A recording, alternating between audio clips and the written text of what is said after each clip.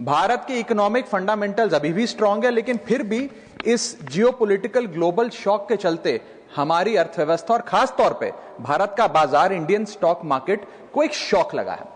Sir, मैं बताना चाहूंगा कि 28 फरवरी जब पहली बार ये युद्ध शुरू हुआ, पहला एक्ट ऑफ अग्रेशन किया गया, तब से लेकर 23 फरवरी दैट इज यस्टरडे लगभग 48 लाख करोड़ रुपीस भारत के इन्वेस्टर्स के इरोड हो गए, मार्केट से गायब हो गए, शून्य हो गए।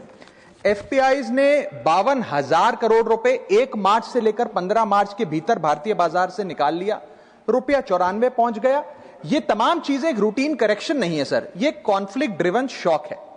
मेरी चिंता है सर कि भारत में लगभग 13.5 करोड़ इन्वेस्टर्स हैं जो लगभग 21 करोड़ डीमैट अकाउंट्स के माध्यम से निवेश करते हैं, और खास तौर पे इस वर्ग में SIP investor, first time retail participant, salaried middle class और रिटायरीज जो लॉन्ग टर्म सेविंग्स के लिए निवेश करते हैं, उनकी चिंता है जो मैं सदन में व्यक्त करना चाहता हूं। सर, वेस्ट एशिया की जो जंग है वो हमारी जंग नहीं है, लेकिन उसके शौक भारतीय बाजार में देखे गए। It is a black swan event because it has been triggered suddenly, externally, and it is unrelated to the underlying Indian economic fundamentals. But sir, Bharat may not be failing, but India is certainly being hit by this shock.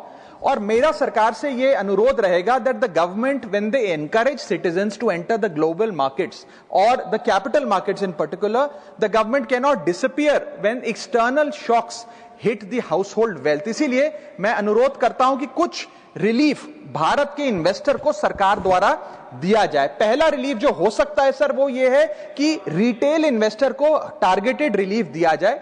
आज जब भारत का कोई investor बाजार में share खरीदता है, retail investor, तो उसे ब्रोकरेज, एसटीटी, एक्सचेंज चार्जेस, इस सर्विस चार्ज पर जीएसटी और स्टैंप ड्यूटी देना पड़ता है। और ये सब जूझने के बाद यदि मुनाफा होता है तो 20% short term capital gain tax और 12.5% long term capital gain tax लगता है।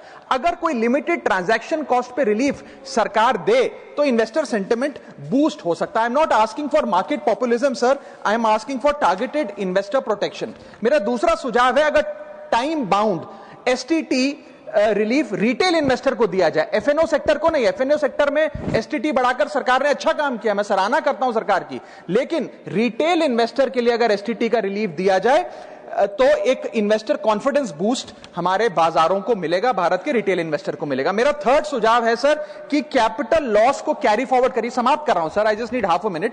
Extend capital loss carry forwards. आज भारत का इनकम टैक्स जो लॉसेज होते हैं बाजार में, उन्हें 8 साल तक कैरी फॉरवर्ड करने की अनुमति देता है। इसे बढ़ाकर 12 से 15 किया जाए इस क्राइसिस विंडो में जो लॉस बुक हो रहा है। Sir, I am just finishing. Sir, special crisis period tax treatment, one time relaxation for retail taxpayer for this notified stress period. And sir, finally my suggestion is कि low friction rebalancing अगर portfolio में mutual fund investor करता है, मान लीजिए वो equity से date fund की ओर जाना चाहता है इस सेबी नोटिफाइड स्ट्रेस पीरियड में, तो उसे इसकी अनुमति मिलनी चाहिए with very limited expense ratio. And lastly, the government must emphasise on strong public communication. हमारा बाजार, आरबीआई, सेबी, एक्सचेंजेस, वित्त मंत्रालय भारत की मैक्रो स्टेबिलिटी और एनर्जी प्रिपेयर्डनेस पे जनता से बात करें। In conclusion, permit me to say that India's fundamentals are strong. What needs strengthening is the policy shield that surrounds our investors, because this is not our war, but our investors are paying the price. Thank you. Thank you.